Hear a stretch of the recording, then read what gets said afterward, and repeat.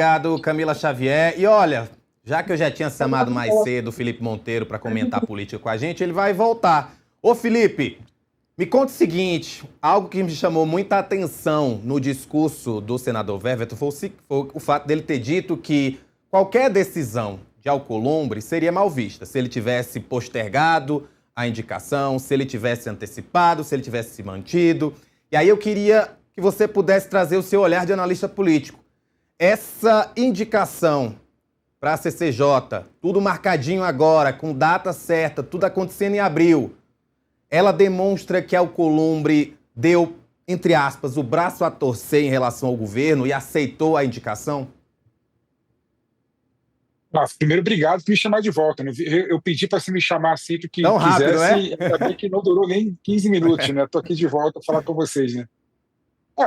Essa é uma grande questão, né? Uma grande dúvida, né? É bom lembrar que quando o Lula anunciou o Messias no ano passado, né? O Alcolumbre, na hora, já despachou para Sabatina, para a CCJ fazer Sabatina. Depois ele voltou atrás, porque o Lula não mandou, né, a carta, o ofício formal para a presidência do Senado Federal. Então, ou seja, naquele momento o Alcolumbre estava mais bravo com o Lula ainda, ele foi muito rápido em relação ao prosseguimento dos atos para a CCJ, para a Sabatina e para a votação do plenário, depois que ele teve que tirar. E agora, quando o Lula mandou o ofício, né, ele teve a mesma postura, né, mandou exatamente seguir o trâmite da forma como tem que seguir. Então não dá para você afirmar que isso significa uma mudança de postura do Alcolumbre em relação à indicação do Messias para o Supremo Tribunal Federal. Realmente, na minha opinião, a questão do Messias é uma questão realmente sensível, né? Eu até acho que deve ser aprovado, né? Mas vai ser aprovado de raspão. E por que eu falo isso, Rafa? Porque é bom lembrar que a última sabatina que foi do Paulo Gonet, né, para ser reconduzido à Procuradoria-Geral da República, ele teve 45 votos e precisava de 41 votos.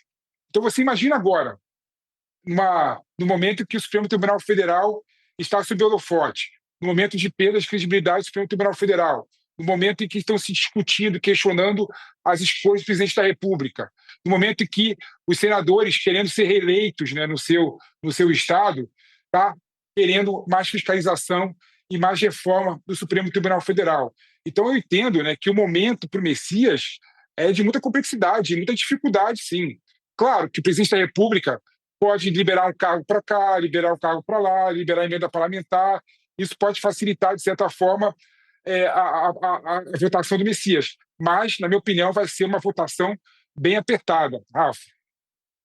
O anúncio do Lula, como a gente sabe, aconteceu ano passado ainda, então foram uns muitos meses cozinhando o nome de Jorge Messias. Agora ele tem marcado, hoje é dia 9 de abril, marcado aí a CCJ para o dia 29. Como você acha que vão ser esses 20 dias, justamente diante desse cenário que você acabou de descrever? O que é que Messias tem que fazer nesses 20 dias?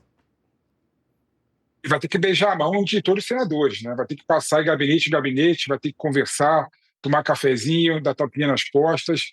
Não tem jeito, né? Vai ter que conversar com todo mundo. E esse tempo, esse período que o Lula, de certa forma, atrasou, né, a submissão do ofício para o Senado Federal, ajudou o Messias, né? Na época, por exemplo, né, o Alcolumbre estava muito mais reticente na escolha do Messias, porque o Alcolumbre queria a escolha do Rodrigo Pacheco, que é senador, foi presidente da Casa, como ministro do Supremo Tribunal Federal. Então, o Alcolumbre ficou realmente muito irritado com o Lula naquele momento. Mas eu entendo que esse período, né, de mais de 4 meses para o Messias trabalhar o seu nome, bater em gabinete, foi um tempo muito importante para o Messias. Agora ele tem mais 20 dias para conversar com todos os senadores. E é importante destacar, Rafa, um ponto que algumas pessoas esquecem, né, que tem dois nomes de peso que estão apoiando a nomeação do Messias. O primeiro é o André Mendonça, né? O André Mendonça ele está indo conversar com vários senadores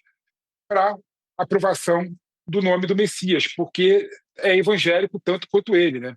E outro nome que está ajudando, né, o Messias, né, é a própria Damares, né? Dois nomes ligados, de certa forma, ao bolsonarismo, né? Damares foi ministro do Bolsonaro e a Damares está apoiando o nome do Messias, porque o Messias também é evangélico, assim como ela. Então, esse período de 20 dias, respondendo a sua pergunta, vai ser um período em que o Messias vai falar com vários senadores e deve ter esses aliados também trabalhando pela sua nomeação.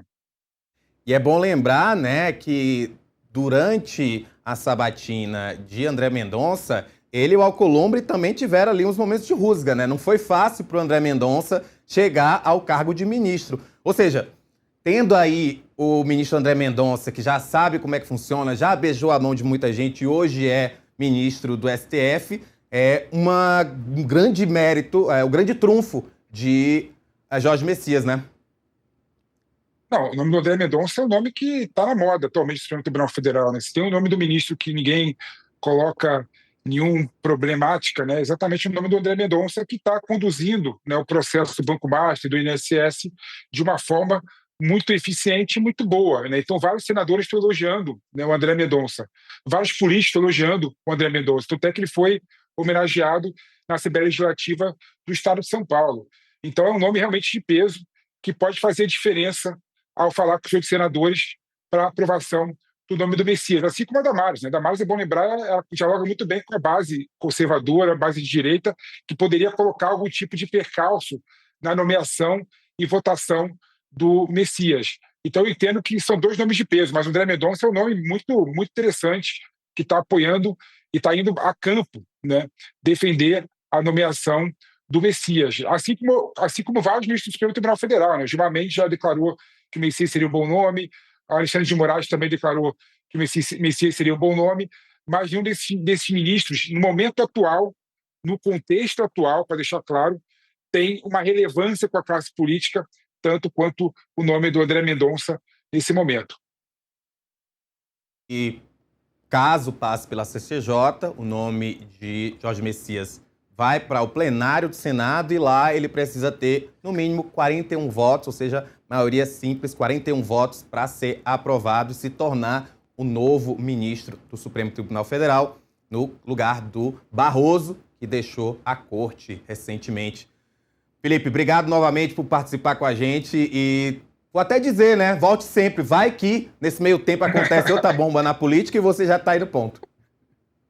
Sempre um prazer, Rafa, estou à disposição sempre. Valeu.